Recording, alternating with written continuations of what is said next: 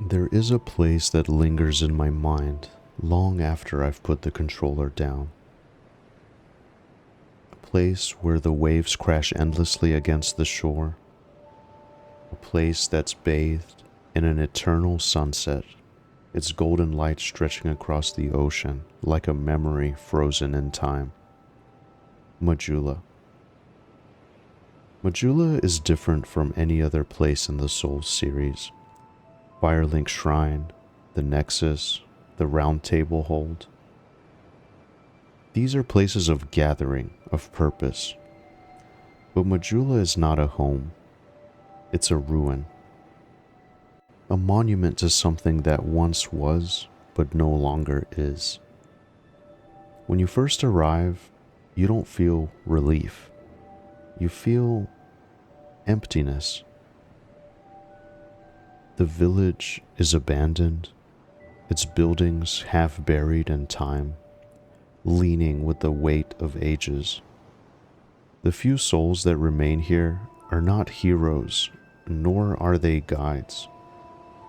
They are lost, just like you. A crestfallen warrior who can barely summon the will to speak. A merchant selling the remnants of a past life. A cartographer drawing a map of a world he barely understands, clinging to something familiar as his memories fade into nothing. And then there's the ocean. The way the tide rolls in and out, over and over again, like a quiet whisper reminding you of the passage of time. The sun hanging low, its golden glow painting the cliffs and broken rooftops with the illusion of warmth. But it is not warmth you feel, it's sadness. Because you know that no matter how long you stand there, staring out at the horizon, nothing will change. The sun will never set. The waves will never stop.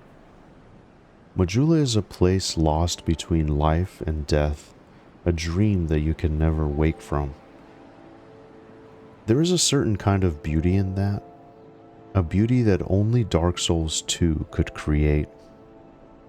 I have sat in Majula for hours, letting the music wash over me, feeling the weight of everything I had endured in this world.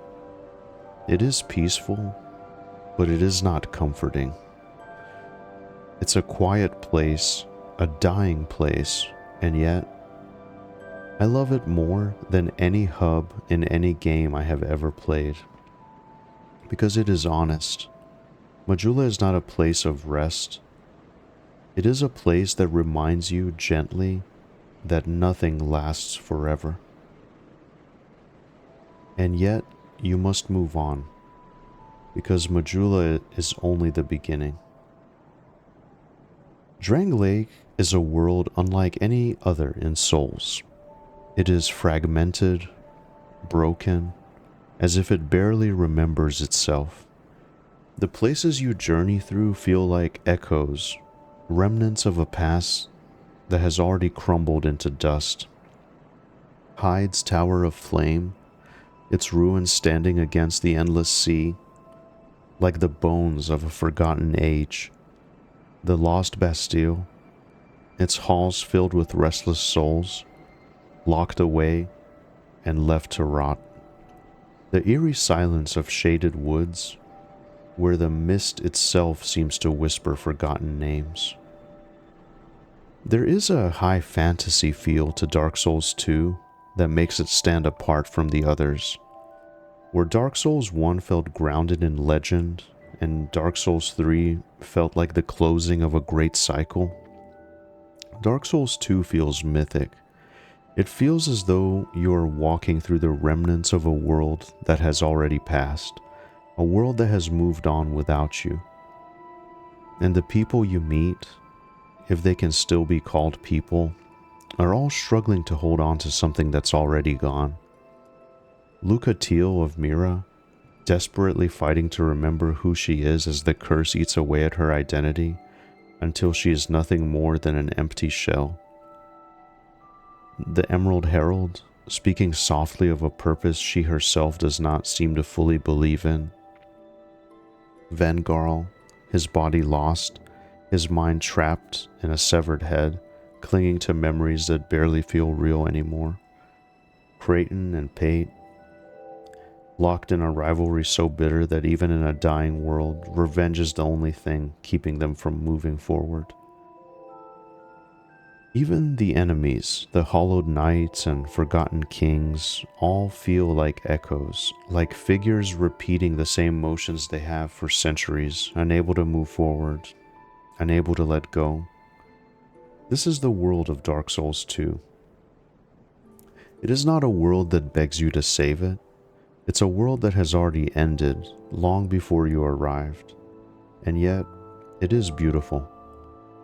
The descent into the depths of the Black Gulch, where the darkness itself seems alive, whispering things you cannot understand. The lonely peaks of Dragon Eyrie, where ancient creatures still linger, their wings carving the sky like remnants of something greater.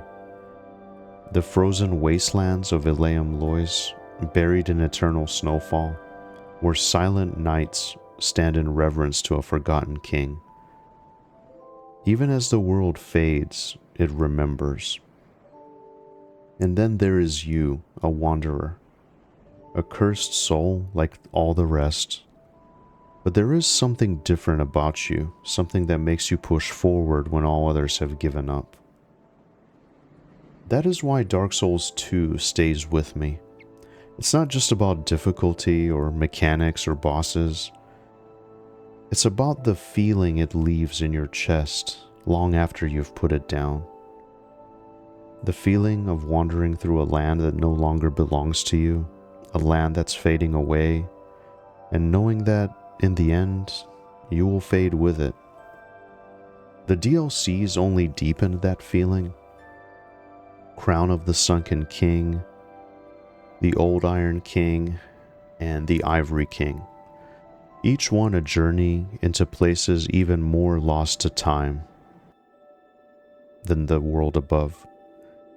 Descending into the labyrinth of Shulva, climbing through the rusted, forsaken towers of Broom, pushing through the frozen storm of Elaeum Lois. These places were not just expansions, they were trials.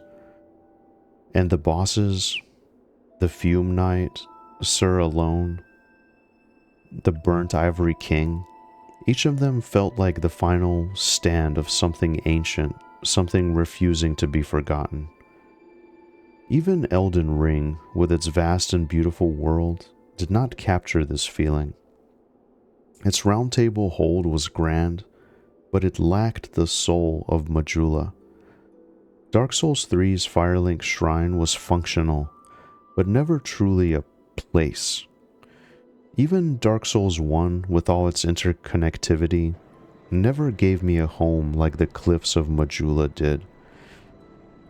Nothing in any Souls game feels like Majula, and nothing in any Souls game feels like Dark Souls 2.